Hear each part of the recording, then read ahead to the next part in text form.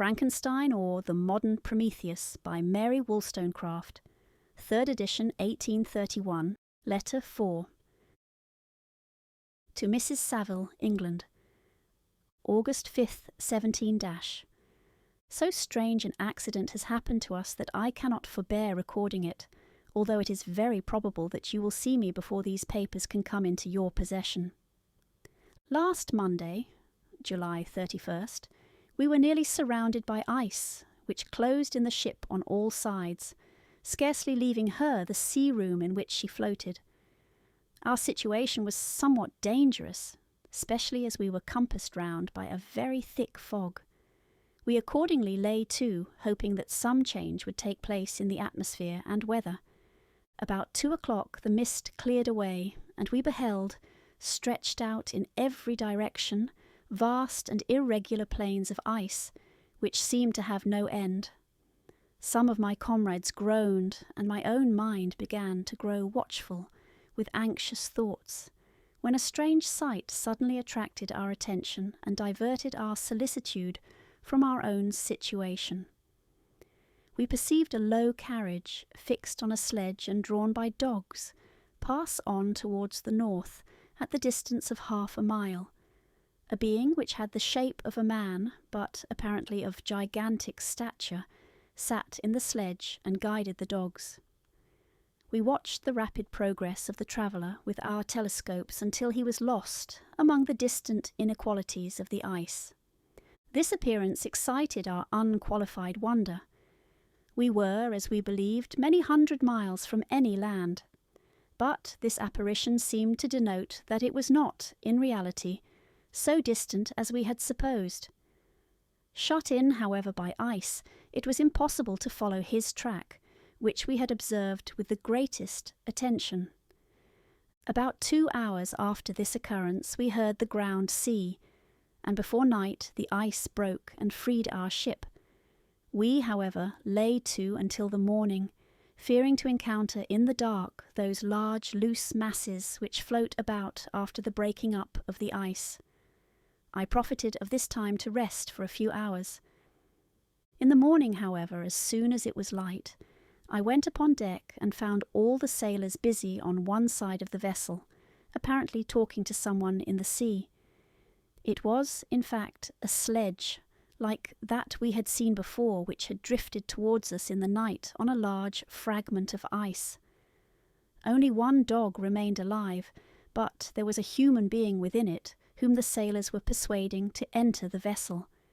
He was not, as the other traveller seemed to be, a savage inhabitant of some undiscovered island, but a European.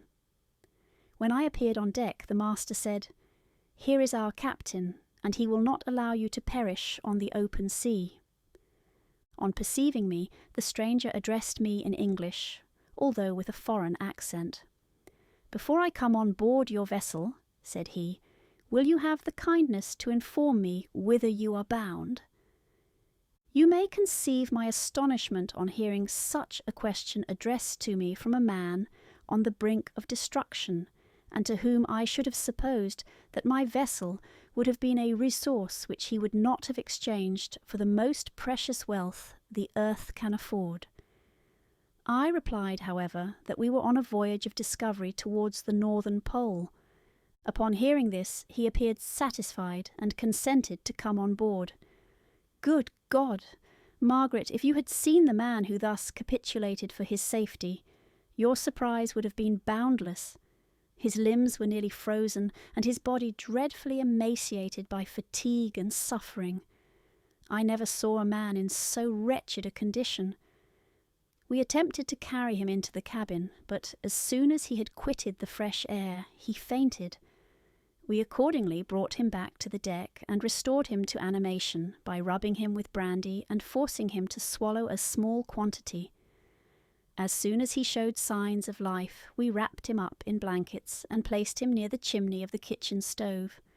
By slow degrees he recovered and ate a little soup, which restored him wonderfully.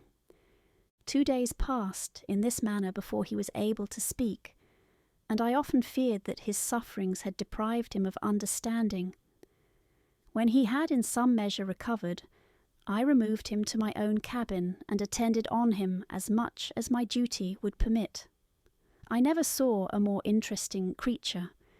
His eyes have generally an expression of wildness and even madness, but there are moments when, if anyone performs an act of kindness towards him or does him the most trifling service, his whole countenance is lighted up, as it were, with a beam of benevolence and sweetness that I never saw equalled. But he is generally melancholy and despairing, and sometimes he gnashes his teeth, as if impatient of the weight of woes that oppresses him. When my guest was a little recovered, I had great trouble to keep off the men, who wished to ask him 1,000 questions, but I would not allow him to be tormented by their idle curiosity, in a state of body and mind whose restoration evidently depended upon entire repose. Once, however, the lieutenant asked why he had come so far upon the ice in so strange a vehicle. His countenance instantly assumed an aspect of the deepest gloom, and he replied, "To seek one who fled from me." "And did the man whom you pursued travel in the same fashion?" "Yes." "Then I fancy we have seen him, for the day before we picked you up we saw some dogs drawing a sledge, with a man in it, across the ice." This aroused the stranger's attention, and he asked a multitude of questions concerning the route which the daemon, as he called him, had pursued. Soon after, when he was alone with me, he said, "I have doubtless excited your curiosity as well as that of these good people, but you are too considerate to make inquiries. Certainly it would indeed be very impertinent and inhuman in me to trouble you with any inquisitiveness of mine. And yet you rescued me from a strange and perilous situation. You have benevolently restored me to life." Soon after this he inquired if I thought that the breaking up of the ice had destroyed the other sledge. I replied that I could not answer with any degree of certainty, for the ice had not broken until near midnight, and the traveller might have arrived at a place of safety before that time, but of this I could not judge. From this time a new spirit of life animated the decaying frame of the stranger. He manifested the greatest eagerness to be upon deck to watch for the sledge which had before appeared. But I have persuaded him to remain in the cabin, for he is far too weak to sustain the rawness of the atmosphere. I have promised that someone should watch for him and give him instant notice if any new object should appear in sight. Such is my journal of what relates to this strange occurrence up to the present day. The stranger has gradually improved in health, but is very silent, and appears uneasy when anyone except myself enters his cabin. Yet his manners are so conciliating and gentle that the sailors are all interested in him, although they have had very little communication with him. For my own part, I begin to love him as a brother, and his constant and deep grief fills me with sympathy and compassion. He must have been a noble creature in his better days, being even now in wreck so attractive and amiable. I said in one of my letters, my dear Margaret, that I should find no friend on the wide ocean. Yet I have found a man who, before his spirit had been broken by misery, I should have been happy to have possessed as the brother of my heart. I shall continue my journal concerning the stranger at intervals, should I have any fresh incidents to record. August 13th, 17 My affection for my guest increases every day. He excites at once my admiration and my pity to an astonishing degree. How can I see so noble a creature destroyed by misery without feeling the most poignant grief? He is so gentle yet so wise, his mind is so cultivated, and when he speaks, although his words are culled with the choicest art, yet they flow with rapidity and unparalleled eloquence. He is now much recovered from his illness, and is continually on the deck, apparently watching for the sledge that preceded his own. Yet, although unhappy, he is not so utterly occupied by his own misery, but that he interests himself deeply in the projects of others. He has frequently conversed with me on mine, which I have communicated to him without disguise. He entered attentively into all my arguments in favour of my eventual success, and into every minute detail of the measures I had taken to secure it. I was easily led by the sympathy which he evinced to use the language of my heart, to give utterance to the burning ardour of my soul, and to say with all the fervour that warmed me, how gladly I would sacrifice my fortune, my existence, my every hope, to the furtherance of my enterprise. One man's life or death were but a small price to pay for the acquirement of the knowledge which I sought, for the dominion I should acquire and transmit over the elemental foes of our race. As I spoke, a dark gloom spread over my listener's countenance. At first I perceived that he tried to suppress his emotion. He placed his hands before his eyes, and my voice quivered and failed me as I beheld tears trickle fast from between his fingers. A groan burst from his heaving breast. I paused. At length he spoke in broken accents.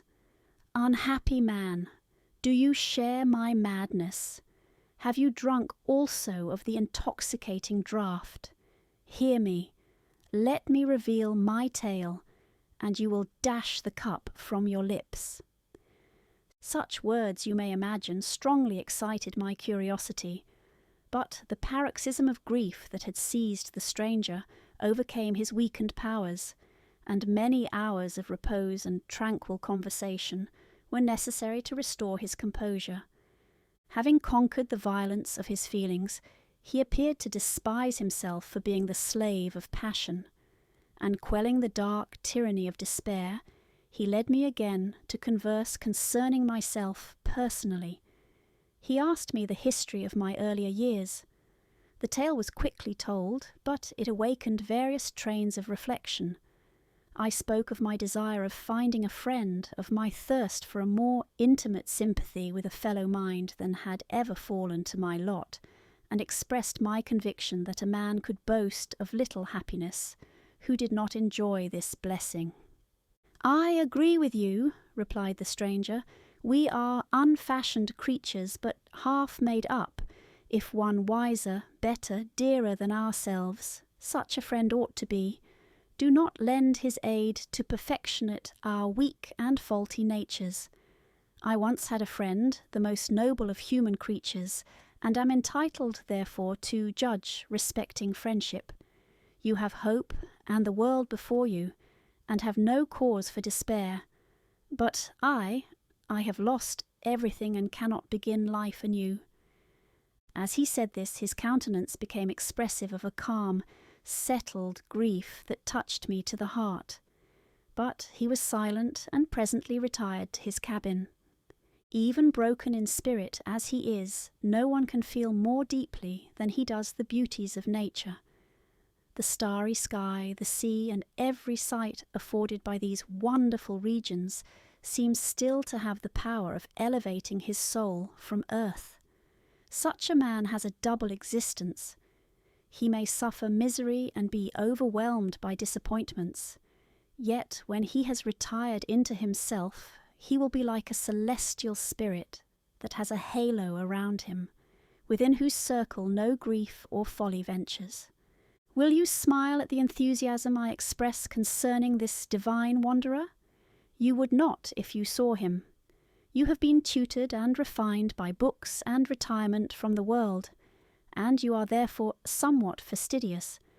But this only renders you the more fit to appreciate the extraordinary merits of this wonderful man.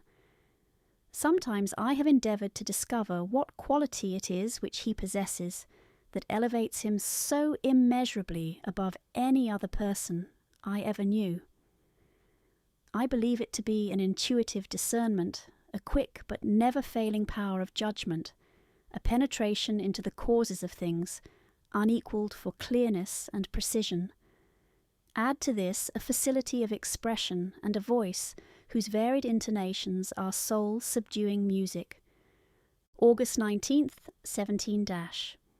Yesterday the stranger said to me, You may easily perceive, Captain Walton, that I have suffered great and unparalleled misfortunes. I had determined at one time that the memory of these evils should die with me, but you have won me to alter my determination. You seek for knowledge and wisdom, as I once did, and I ardently hope that the gratification of your wishes may not be a serpent to sting you, as mine has been. I do not know that the relation of my disasters will be useful to you.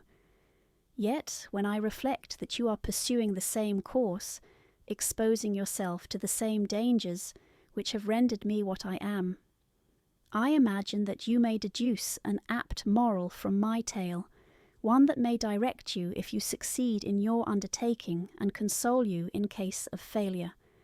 Prepare to hear of occurrences which are usually deemed marvellous. Were we among the tamer scenes of nature, I might fear to encounter your unbelief, perhaps your ridicule. But many things will appear possible in these wild and mysterious regions, which would provoke the laughter of those unacquainted with the ever-varied powers of nature. Nor can I doubt but that my tale conveys in its series internal evidence of the truth of the events of which it is composed. You may easily imagine that I was much gratified by the offered communication, yet I could not endure that he should renew his grief by a recital of his misfortunes. I felt the greatest eagerness to hear the promised narrative, partly from curiosity and partly from a strong desire to ameliorate his fate, if it were in my power. I expressed these feelings in my answer. "I thank you," he replied, "for your sympathy, but it is useless. My fate is nearly fulfilled. I wait but for one event, and then I shall repose in peace.